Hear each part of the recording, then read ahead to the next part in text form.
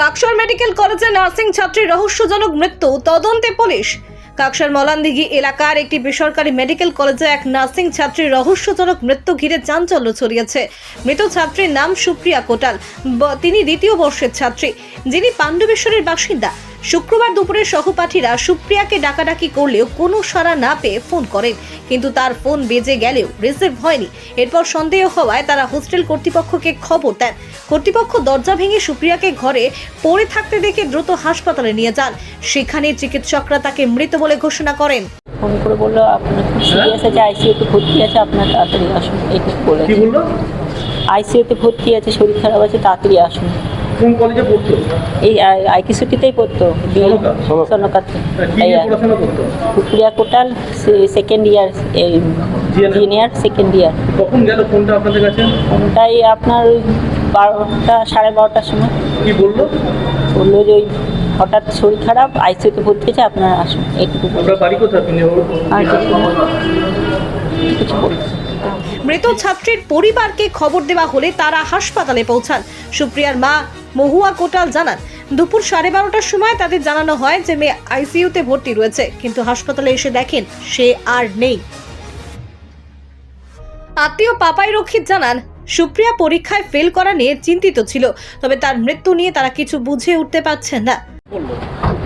Phone এসছে তখন বললো যে আপনারা একটু হসপিটালে আসুন, হ্যাঁ আইসিইউতে আছে, এইটুকুই বলেছে। এসে কি দেখলেন? এসে দেখছি এরকম বিছানাতে পড়ে আছে, মারা গেছে। কি করে মারা গেছে কিছু বলছে? কিছু বলেনি ওরা, আমাদেরকে প্রথমে তো দেখতেই দেয়নি, এখন দেখলাম। মেডিকেল কলেজ হাসপাতালের অতিরিক্ত সুপার ডক্টর রাজশ্রী গুপ্তা জানিয়েছেন, 12:30 থেকে 1টার মধ্যে ঘটনাটি ঘটেছে। খবর পেয়ে হোস্টেল কর্তৃপক্ষ দরজা ভেঙে দেখে সুপ্রিয়া অচেতন অবস্থায় পড়ে রয়েছে। এরপর হাসপাতালে নিয়ে গেলে তাকে মৃত বলে ঘোষণা করা হয়। হ্যাঁ, জিএনএম হোস্টেলের 2-3 জন ছাত্রী তাদের হোস্টেলের ওয়ার্ডেনকে গিয়ে আজকে 12:30 থেকে 1টার মধ্যে দুপুরবেলা খবর দেয় যে একজন ছাত্রীর ঘর ভেতর থেকে লক করা আছে, আর তাকে ফোন করলেও কোনো ফোনে উত্তর পাওয়া যাচ্ছে না। তো তারা তখন দরজা ভেঙে যখন ভেতরে ঢোকেন, দেখেন এক ছাত্রী জিএনএম সেকেন্ড ইয়ারের আনরেসপন্সিভ অবস্থায় ফ্লোরে পড়ে আছেন। তখন তাকে উদ্ধার করে ইমিডিয়েটলি সনকা হসপিটালের এমার্জেন্সিতে আনা হয়। এমার্জেন্সিতে এনে এখানে উনি ব্রড ডেড ডিক্লেয়ার্ড হন। তো আমরা ইমিডিয়েটলি পুলিশ প্রশাসনকে ইন্টিমেশন পাঠিয়েছি অ্যান্ড পুলিশ অলরেডি ইনভেস্টিগেশন শুরু করে দিয়েছে। আচ্ছা, ও কি ওদের পরিবারের তরফ থেকে বলা হচ্ছে যে ও ফেল করেছিল, এরকম কিছু কি হয়েছিল?